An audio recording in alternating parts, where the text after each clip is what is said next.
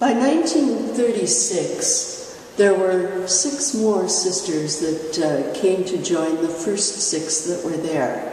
And of course, these new 6 people would have come to Kaifeng, since that's where the sisters were then. And they, as a group, got together and really wanted to clarify what their goals were in China. And I think it's quite significant. So in 1936, the group together decided on 3 goals. Number 1, to make our dispensary a success, with the hope of developing it into a Catholic hospital. Second, they wanted to build up a good hostel, with perhaps a hope of developing it into a sort of finishing school later. And then their third, which I think is very special, they write, "Dearest to our hearts, we want to establish a native community of Benedictine sisters. We are quite convinced that our work will never be really successful until we send out our trained native workers to do the things that we foreigners can never hope to do on a grand scale. We have had applications from girls who wish to be aspirants, but must refuse them since we have no place.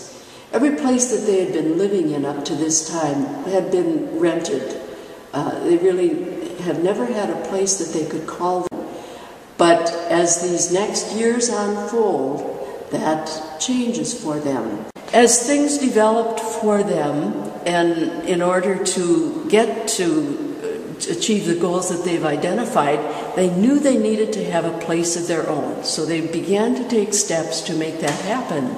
And so in 1939, they developed, they became incorporated. They developed articles of incorporation and purchased property as really the first step in this process. And then in 1940, the plans for building, and here you see a picture of what they built in 1940. And this became the first Benedictine convent in China. It looks large because at this point, there's only 10 or 11 of the sisters here, but their intention was that there would be a section for the sisters, but this building was going to be large enough so that they could establish a novitiate and begin to accept students as potential members as future members of the community. So this was a great step for them. And this was great. They moved in January of 1941. But guess what happened in 1941? They weren't in this place for even a year before the war began, and they were taken prisoners and needed to leave this place. What was a great step, I'll tell you, their plans got changed many, many times because of all of the unrest and political difficulties that were going on in China.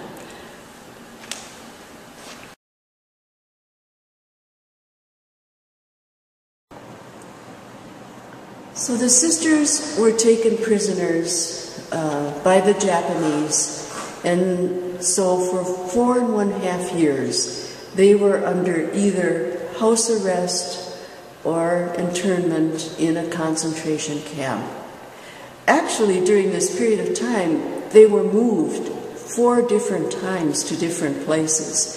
And you have to remember, when they were placed in concentration camp, they were told, bring your own bedding, bring your own dishes, bring your own clothing, and of course they wanted all to be able to have mass and prayers, and so the things that they would need for their religious services. They had to take absolutely everything with them when they were moved.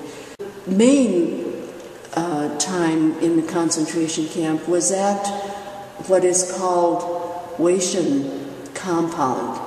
And this is in the Shantung province, and it had been a Presbyterian mission compound at one point in time. So it was really a very large area. I think there were about 60 different buildings in it. There were hospitals, there were classrooms, there were residences, there were playgrounds, it really was quite a large area. I'm trying to think. I think it was approximately 25 acres of space. And it was very difficult. You see our things there. We were watched. The work was hard and wearing, but the tension under which we lived was worse. Now, one of the wonderful things we are able to exhibit is something that one of the sisters who was in the concentration camp took with her. Sister Haehn Museum, who, remember, was that English teacher par excellence. But this memorabilia is what she took away from that camp.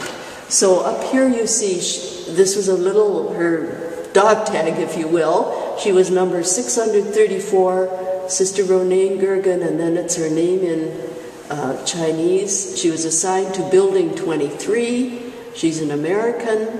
And then this tag, which says K38, she was assigned to kitchen duty in Kitchen 38. And then the other thing they did have as identification is a China flag, indicating their loyalty to the Chinese nation.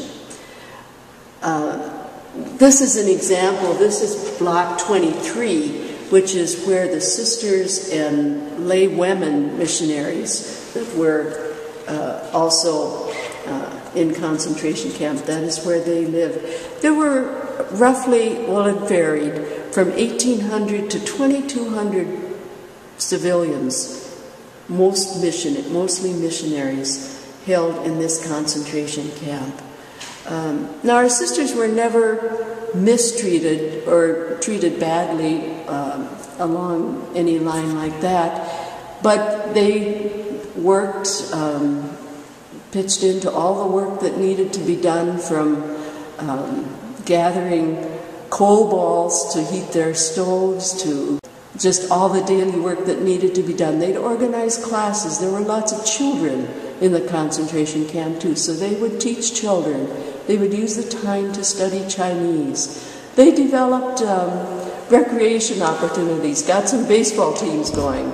And they, of course, had their religious activities because there were several priests and bishops also interned. So they would have daily mass. They were allowed to have that. In fact, they probably, maybe some days probably had 5 or 6 daily masses. So they weren't deprived of time to devote to their prayer life. And then one of our sisters was a musician, Sister Ursuline. And she contributed and wrote scores and participated in an orchestra. They really regularly planned entertainment, maybe not every week, but certainly every other week. And she was kind of a key person to help along, and this did quite a bit to help the morale of people.